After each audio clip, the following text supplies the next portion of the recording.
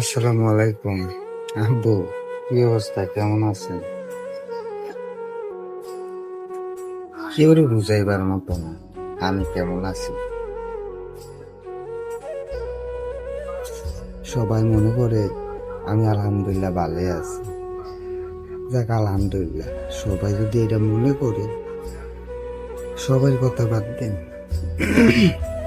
দুনিয়াতে শুধুমাত্র আমার মা আর আমার বাপ ছাড়া আমি কেউ এটা মনে করেন জবাব দিতে ওইব বলে মনে করি না। আমার শুধুমাত্র আমার বাপ জানের নিকটে আমার ঋণ আছে। আমার সারা জীবন আমার বাপ মার লাগে লুটাই দিলেও কিছু না, কিন্তু পরিস্থিতি এমন, আজকে আমার ভুলের কারণে তাদের চোখের দিকে তাকাইতে আমার জীবন খানা অঙ্গার হয়ে যাবে।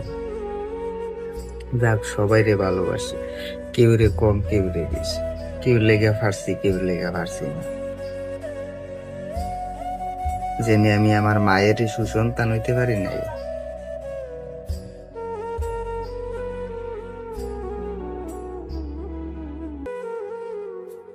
না বাবা, আপনি যদ্দুরা দিছেন আলহামদুলিল্লাহ, লাখ শুকরিয়া। আপনার প্রতি আমার এক ফোঁটা অভিযোগ নাই। লাখো ছেলের স্বপ্ন থাকে আপনার মতো একখান বাবা পাওয়ার লাগে, কিন্তু আমি ওইটার মর্যাদা কোনোদিনও দিতে পারিনি। এবার দেওয়ার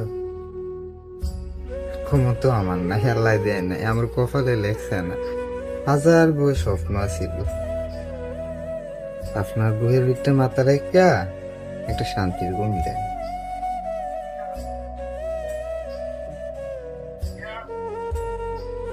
আমি আজকে আব্বা সত্যি লজ্জিত।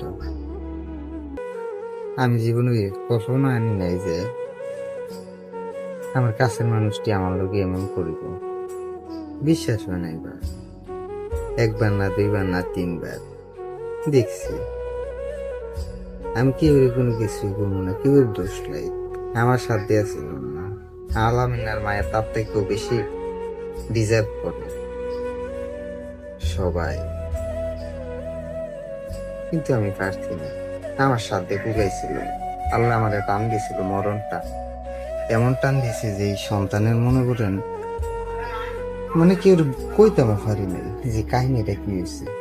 দোয়া করেন, কিচ্ছু করতে পারছি না। আল্লাহ যদি হায়াতে বাঁচাই রাখে, আর যদি মনের ভিতরে যদি ঠিক পরিকল্পনা থাইকা দেয়, আল্লাহ দিব। আল্লাহ কোনো আমারে হালাই দিত না, আমি মানি। খোদার দিকে চাইয়া রয়েছি, কি লেগা তোমরা কোনো দিক সেখান আল্লাহ বালা জানে। হায়াতের মালিক যেমন খোদা, মরণের মালিকও খোদা। আব্বা দোয়া করো, তোমরা মুখ আমি শুনকালি মাগছি, খালি তার মতো একটা চরিত্রহীন নারী রে চাইয়া। দোষ তোমরার না, আমি তার মতো জঘন্য ফসা আমিতে যে পাপ করছি, এমন জায়গায় মন দিন দিয়া বসি, খোদারে সাক্ষী করে লাইছি। তার মতো একটা চরিত্রহীন যে আমার লোকে অন্য তালা কিলো তাই আরেকটা লোকে উঠে ফেরে